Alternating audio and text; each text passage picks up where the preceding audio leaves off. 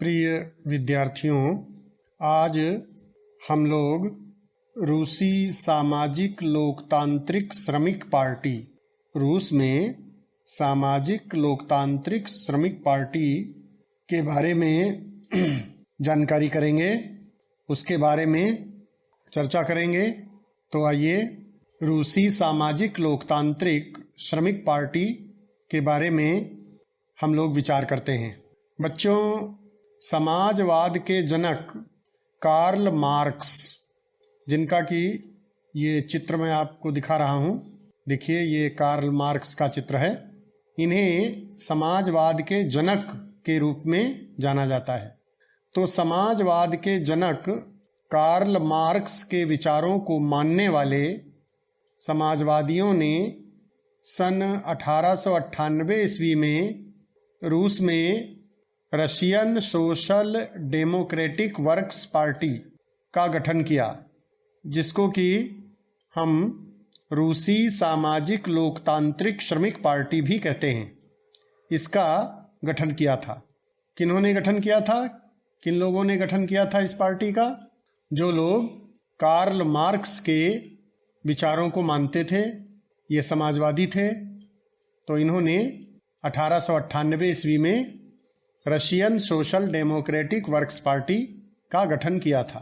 इस पार्टी का गठन मिन्स्क में सन 1898 ईस्वी में विभिन्न क्रांतिकारी संगठनों को एक पार्टी के रूप में एकजुट करने के लिए किया गया था।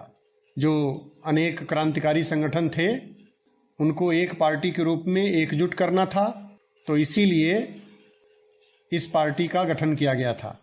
बाद में यह पार्टी दो विभागों में विभाजित हो गई। पार्टी का दो धड़ों में विभाजन हो गया। एक धड़ बोल्शेविक और दूसरा मेंशेविक कहा गया।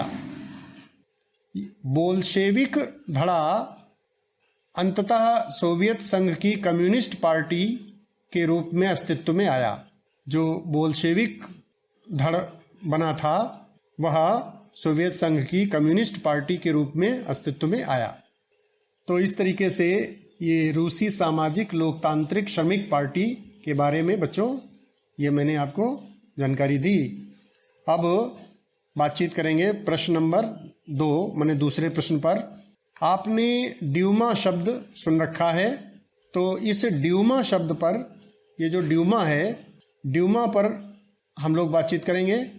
बच्चों, ड्यूमा रूस में निर्वाचित परामर्शी संसद को कहा जाता था।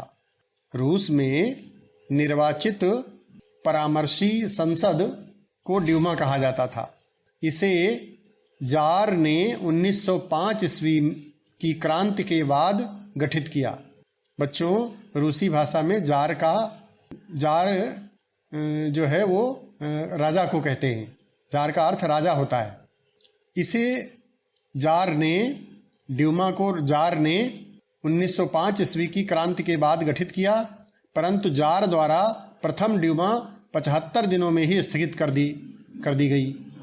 इसे राष्ट्रीय सभा भी कहते थे। ड्यूमा को राष्ट्रीय सभा भी कहा जाता था। दूसरी ड्यूमा को 3 महीने के अंदर जार ने बर्खास्त कर दिया। वास्तव में बात यह थी, जार अपनी सत्ता पर किसी तरह का अंकुश नहीं चाहता था। वह स्वतंत्र होकर राज्य करना चाहता था।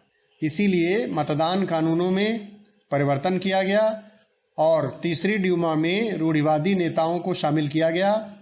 उदारवादियों और क्रांतिकारियों को इस ड्यूमा से बाहर रखा गया। तो ये आपको संक्षेप में ड्यूमा पर जानकारी दी गई। अब चर्चा करेंगे। आप सभी भैया ये जानते हैं कि फ्रांसीसी क्रांति के बाद यूरोप में कई प्रकार के विचारों का उदय हुआ था। तो किन किन विचारों का उदय हुआ था, इस पर बात करेंगे। यूरोप में फ्रांसीसी क्रांति के बाद 3 तरह के विचारों का उदय हुआ, जिनकी चर्चा हम लोग करेंगे। ये जो 3 तरह के विचारों का उदय हुआ था, इनमें जो समूह थे, 3 विभिन्न प्रकार के विचारों वाले समूह थे। ये पहला समूह था रूढ़िवादी समूह। रूढ़िवादी वो अंग्रेजी में कंजर्वेटिव कहते हैं। रूढ़िवादियों का बच्चों विश्वास था कि अतीत को महत्व मिलना चाहिए, माने जो पुराने नियम परंपराएं प्रथाएं हैं उनमें परिवर्तन की प्रक्रिया धीमी गति से हो, ऐसा उन लोगों का विश्वास था। दूसरे थे उदारवादी। उदारवादी विचार वाले जो लोग थे वो ये चाहते थे कि राष्ट्र ऐसा हो जो सभी देशों के प्रति सहनशील हो, सहिष्णु हो। ये ऐसा राष्ट्र चाहते थे जहाँ सभी धर्मों को एक जैसा सम्मान मिले। तीसरे थे रेडिकल।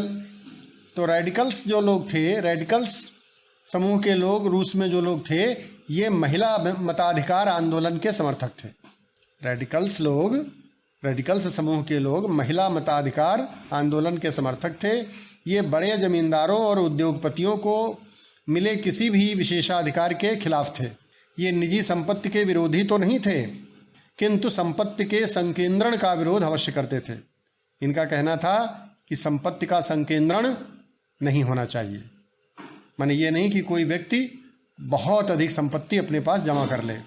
तो ऐसा मत रेडिकल्स लोगों का था। तो इस प्रकार से ये तीन विभिन्न प्रकार के विचारों वाले समूह थे जिनकी मैंने चर्चा की। अब आप सभी भैया ये जो मैं प्रश्नोत्तर भेज रहा हूँ ये आप अपने रजिस्टर में ठीक प्रकार से लिख लेंगे और फिर उनको याद कर लेंगे।